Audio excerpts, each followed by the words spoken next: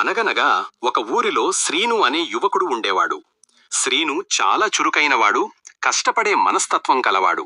కాని ఏ పని మొదలుపెట్టినా కొంతకాలానికే దాన్ని మధ్యలో వదిలేసేవాడు.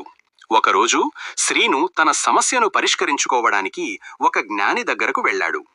గురువుగారు, నేను ఏ పనిలోనైనా విజయం సాధించలేకపోతున్నాను.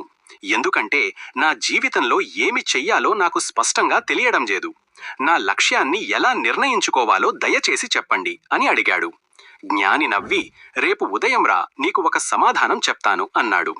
మరుసటి రోజు ఉదయం శ్రీను జ్ఞానిని కలవడానికి వెళ్ళాడు.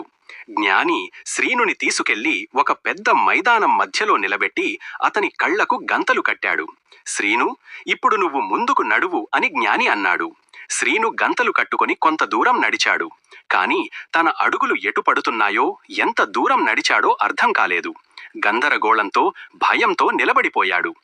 ఏమైంది, ఎందుకు ఆగిపోయావు అని జ్ఞాని అడిగాడు. శ్రీను కంగారుగా, గురువుగారు, నాకు ఏమీ కనబడట్లేదు. నేను ఎక్కడికి వెళ్తున్నానో, నా ముందు ఏముందో తెలియట్లేదు. అందుకే భయమేసి ఆగిపోయాను అన్నాడు. జ్ఞాని చిరునవ్వుతో అతని కళ్ల గంతలు తీసేశాడు.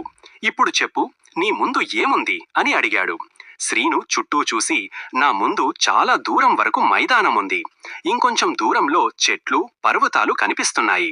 నాకిప్పుడు ఎక్కడికి వెళ్లాలో తెలుసు, కాబట్టి నిశ్చింతగా నడవగలను అని బదులిచ్చాడు.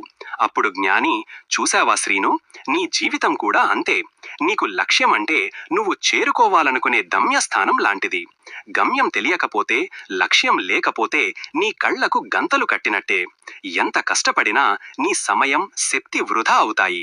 భయం, గందరగోళం నిన్ను ఆపేస్తాయి.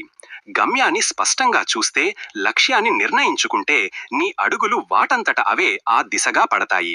నీలో ధైర్యం, ఆత్మవిశ్వాసం పెరుగుతాయి. లక్ష్యాన్ని ఎలా నిర్ణయించుకోవాలంటే, నిన్ను నువ్వు తెలుసుకో.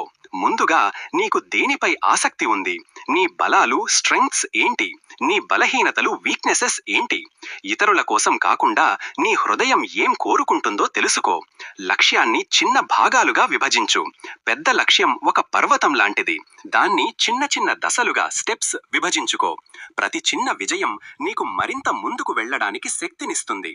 ముందు చూపు, క్లారిటీ అవసరం. లక్ష్యం అనేది కేవలం విజయం సాధించాలి అని కాకుండా, నేను ఫలానా రంగంలో నైపుణ్యం సాధిస్తాను, లేదా ఫలానా కంపెనీలో 1 సంవత్సరం లోపు స్థానం సంపాదిస్తాను అనేలా స్పష్టంగా ఉండాలి.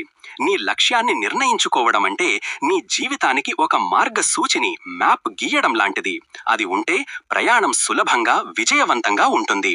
నీతి, లక్ష్యం స్పష్టంగా ఉంటే ఆ లక్ష్య సాధనలో వచ్చే అడ్డంకులు కూడా చిన్నవిగా కనిపిస్తాయి. మనల్ని మనం తెలుసుకొని మనకు నచ్చిన లక్ష్యాన్ని నిర్ణయించుకోవడమే విజయానికి మొదటి మెట్టు.